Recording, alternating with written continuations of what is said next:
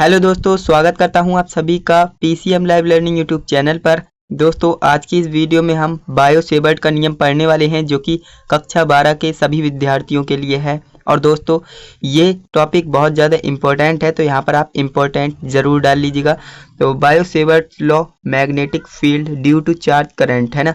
तो करंट के ऊपर जो है बायो सेवर्ट का ये नियम है। और इस वीडियो को अगर आप शुरू से लेकर एंड तक कंप्लीट वॉच कर लेते हो तो आपको ये टॉपिक बिल्कुल क्लियर हो जाने वाला है। तो चलिए दोस्तों, आज की ये शानदार वीडियो शुरू करते हैं। तो दोस्तों, सबसे पहले हम जानेंगे कि बायो सेवर्ट है क्या। तो धारावाही चालक के कारण उत्पन्न चुंबकीय क्षेत्र, हम धारावाही चालक के कारण उत्पन्न चुंबकीय क्षेत्र की गणना करने वाले हैं बायो सेवर्ट के नियम से। ओके, तो यहाँ पर आप देख सकते हो सन 1820 ईस्वी में फ्रांस के वैज्ञानिक बायो तथा सेवर्ट, दोस्तों आपको बता दूं बायो सेवर्ट दो वैज्ञानिक थे जिन्होंने जो नियम दिया था। ओके, बायो तथा सेवर्ट ने चालक के विभिन्न अल्पांशों के कारण किसी बिंदु पर उत्पन्न चुंबकीय क्षेत्र का अध्ययन किया और अध्ययन से प्राप्त निष्कर्षों को एक नियम के रूप में प्रस्तुत किया। इस नियम को ही बायो सेवर्ट का नियम कहते हैं। तो दोस्तों, ये तो बायो सेवर्ट के नियम के बारे में हो गया। अब हम बात करते हैं इसके डेरिवेशन के बारे में। तो यहाँ पर मैं आपको डेरिवेशन बिल्कुल आसान भाषा में समझाने वाला हूँ, जो कि आप कभी भी नहीं भूल पाएंगे। ओके, तो आप इस वीडियो को शुरू से लेकर एंड तक कंप्लीट वॉच करिएगा, आपको ये टॉपिक बिल्कुल हलवा लगने वाला है। तो यहाँ पर आप देख सकते हो डेरिवेशन में हम क्या करेंगे। सबसे पहले आपको थ्योरी लिखनी है। थ्योरी में आपको क्या लिखना है, माना एक चालक तार है जिसमें धारा I प्रवाहित हो रही है, इतना आपको लिखना है। एंड मैं भी आपको चित्र दिखाऊंगा, आप अभी समझने की कोशिश कीजिए। माना एक चालक तार है जिसमें धारा I बह रही है, यानी प्रवाहित हो रही है। चालक के अल्पांश डीएल माने बहुत छोटा सा अंश होता है, जिसे हम अल्पांश कहते हैं। ओके, अल्पांश से r दूरी पर एक बिंदु P स्थित है जिस पर हमें चुंबकीय क्षेत्र की गणना करनी है। माना P बिंदु पर चुंबकीय क्षेत्र dB है। हम यहाँ अल्पांश dl की दिशा धारा की दिशा में मान रहे हैं। तो दोस्तों, अब मैं आपको पहले चित्र दिखाता हूँ ताकि आपको अच्छे से समझ में आ सके। तो हमने जो थ्योरी में लिखा है वो मैं आपको इस चित्र के थ्रू समझाऊंगा, तो आपको बेटर समझ में आएगा। तो आप कृपया करके यहाँ पर आप बिल्कुल फोकस से वीडियो को देखिएगा। तो दोस्तों, हमने क्या कहा था, सबसे पहले माना एक चालक तार है। तो दोस्तों, यहाँ पर आप देख सकते हो ये ग्रीन कलर का जो आपको दिख रहा है, ये एक चालक तार है जिसमें I धारा बह रही है। तो यहाँ पर आप देख सकते हो इसमें I धारा प्रवाहित हो रही है। ओके, इतना आपको समझ में आया। एंड इसके बाद हमने लिखा था चालक के अल्पांश dl से r दूरी पर एक बिंदु P स्थित है। तो यहाँ पर आप देख सकते हो अल्पांश हमने ये मान लिया है जिसका केंद्र बिंदु है O है, और इस पे हमने dl मान लिया है। यहाँ से लेकर, ये आप देख सकते हो यहाँ से लेकर यहाँ तक एक अल्पांश dl है। ये अभी आपको काफ़ी बड़ा दिख रहा है, लेकिन जो है हम इसे अच्छे से समझने के लिए बड़ा हिस्सा लेते हैं। वैसे अल्पांश बहुत छोटा सा हिस्सा होता है। ओके, तो यहाँ पर हमने क्या लिखा था, अल्पांश dl से r दूरी पर एक बिंदु स्थित है जो कि P है।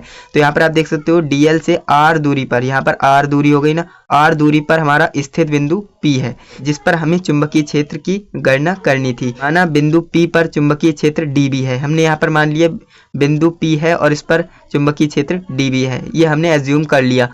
हम यहाँ अल्पांश dl की दिशा धारा की दिशा में मानेंगे। जो हमारी dl की दिशा होगी ये हम धारा की दिशा में मानेंगे। धारा यहाँ से यहाँ बह रही है, यानी प्रवाहित हो रही है, तो dl की दिशा भी यहाँ से यहाँ तक प्रवाहित होगी। और ये L लंबाई का एक चालक तार है, मैंने यहाँ पर बताया नहीं, तो ये L लंबाई का एक चालक तार है। ओके, इतना आपको अच्छे से समझ में आ गया होगा। तो यहाँ पर हम इक्वेशन बना लेते हैं, इसी से आप इक्वेशन बना सकते हो एंड इससे आपका डेरिवेशन सॉल्व हो जाएगा। तो दोस्तों, यहाँ पर हम इक्वेशंस बना रहे हैं और आप चिंता मत करिए, मैं एक बार इन्हें आपको पढ़ के दिखाऊंगा एंड उसके बाद आपको चित्र के थ्रू दोबारा एक्सप्लेन कर दूंगा, जिससे कि आपको ये बिल्कुल अच्छे से समझ में आ जाए।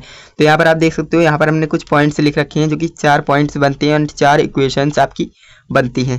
तो यहाँ पर फर्स्ट इक्वेशन के लिए हमने फर्स्ट पॉइंट लिखा है, बिंदु P पर उत्पन्न चुंबकीय क्षेत्र dB प्रवाहित धारा I के अनुक्रमानुपाती होती है। यानी बिंदु जो P है हमारा, उत्पन्न चुंबकीय क्षेत्र होगा dB, वो हमारे चालक तार में बहने वाली धारा के अनुक्रमानुपाती होगा।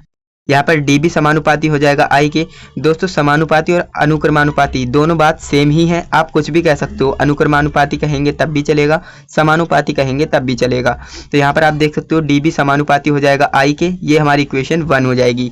एंड इसके बाद हमारा सेकेंड पॉइंट होता है, तथा बिंदु P पर उत्पन्न चुंबकीय क्षेत्र dB जो होगा ना, वो चालक तार की लंबाई dl के अनुक्रमानुपाती होगा, यानी समानुपाती होगा। तो dB का मतलब चुंबकीय क्षेत्र, और ये हमारा समानुपाती हो जाएगा किसके, चालक तार की लंबाई के dl के। ओके, ये हमारी इक्वेशन नंबर सेकेंड हो जाएगी। दोस्तों अब बात करते हैं हमारी थर्ड नंबर इक्वेशन की, जो कि हम बनाएंगे थर्ड पॉइंट से। बिंदु P की अल्प दूरी r के वर्ग के व्युत्क्रमानुपाती होती है, यानी dB व्युत्क्रमानुपाती हो जाएगा किसके, 1/r²। ओके, इतना आपको समझ में आया होगा। यानी कि दोस्तों बिंदु जो P है ना आपका, उसकी अल्प दूरी r, अपने r माना था, तो r के वर्ग के व्युत्क्रमानुपाती, यानी जो चुंबकीय क्षेत्र होगा वो अल्प दूरी, बिंदु P की अल्प दूरी के वर्ग के व्युत्क्रमानुपाती होगा, यानी r² के व्युत्क्रमानुपाती हो जाएगा। ये आपकी इक्वेशन नंबर थर्ड हो जाएगी।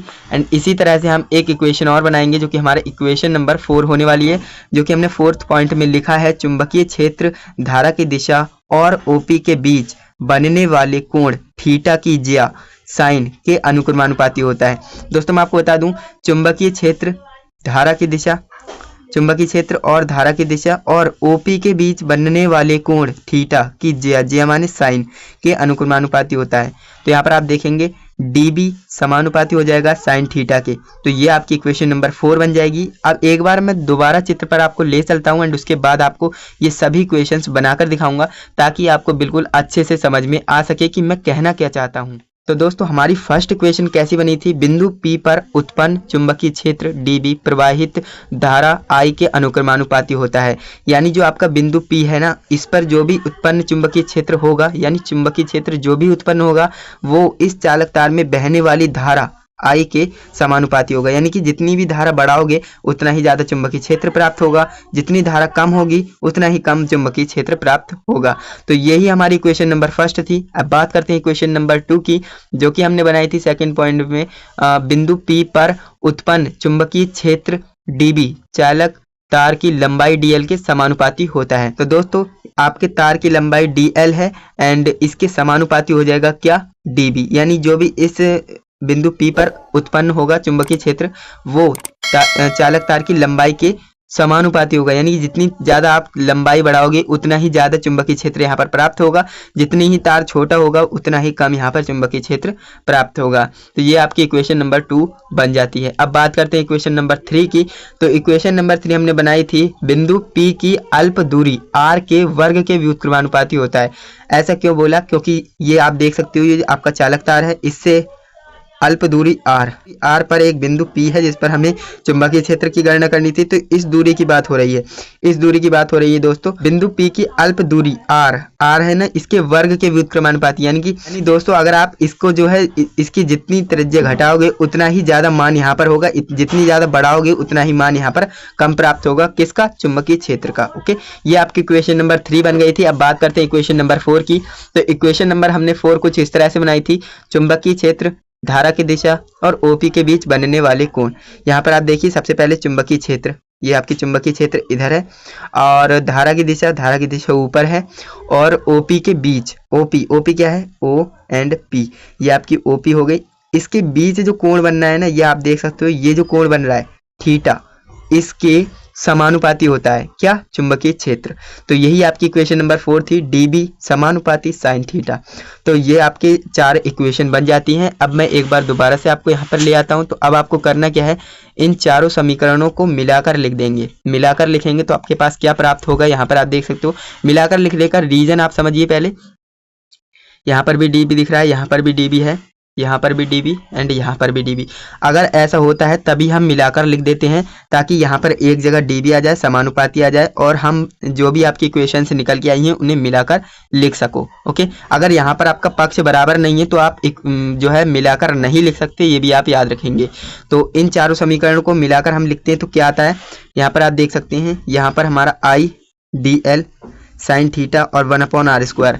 तो हमने कुछ इस तरह से लिखा है, आई dl sine theta upon r², कुछ अच्छे तरह से। यहाँ पर आप देख सकते हो आई dl अलग है, आई अलग है, साइन थीटा अलग है और r² अलग है। तो ये 4 इक्वेशंस को हमने मिलाकर लिखा है, तो कुछ इस तरह से आया है। अब आप एक बात बचपन से पढ़ते हुए आ रहे हो कि भाई जब हमारा समानुपाती का चिन्ह हटता है तो एक जो है कांस्टेंट आ जाता है, जिसे स्थिरांक कहते हैं, समानुपाती नियतांक कहते हैं। निर्वात में क्या होगा, dB बराबर, अब देखिए बराबर का निशान आ गया, समानुपाती हट गया।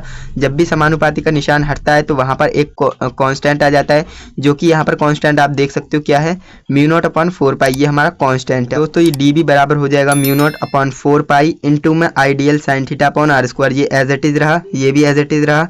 यहाँ पर समानुपाती की जगह बराबर का निशान आया है, इसलिए ये एक्स्ट्रा टर्म्स आई है, जो कि आप जानते हो ये हमारी समानुपाती स्थिरांक होती है, नियतांक होती है। तो वही हमने यहाँ पर लिख रखा है, जहाँ पर μ0/4π समानुपातिक नियतांक है और μ0 निर्वात की चुंबकशीलता है। ये भी आपको याद रखना है, μ0 जो है निर्वात की चुंबकशीलता है और dB बराबर सूक्ष्म अल्प चुंबकीय क्षेत्र है। dB का मतलब होता है सूक्ष्म अल्प चुंबकीय क्षेत्र। ओके, तो इस तरह से आपका जो है ये मेन फार्मूला निकल के आता है, जो कि मैंने बॉक्स में बंद कर रखा है।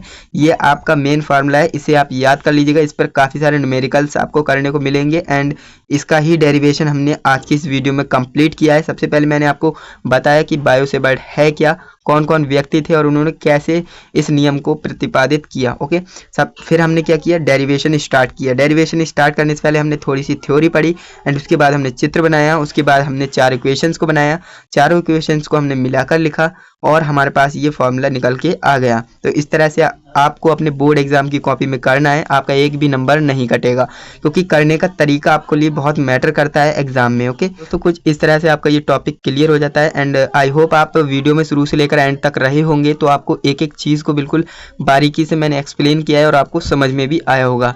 तो दोस्तों वीडियो कैसी लगी कमेंट बॉक्स में ज़रूर बताइएगा एंड वीडियो अच्छी लगी तो वीडियो को लाइक करके अपने दोस्तों के साथ भी शेयर कर दीजिएगा। और हाँ दोस्तों, वीडियो के नीचे कमेंट जरूर कीजिएगा कि ये आपको वीडियो कैसी लगी, क्योंकि आपके कमेंट को पढ़ के हम और ज़्यादा मोटिवेट होते हैं ऐसी ही वीडियोस बनाने के लिए। तो चलिए दोस्तों, आज के लिए बस इतना ही। हम मिलते हैं किसी नेक्स्ट वीडियो में किसी नए टॉपिक के साथ। तब तक के लिए जय हिंद, वंदे मातरम।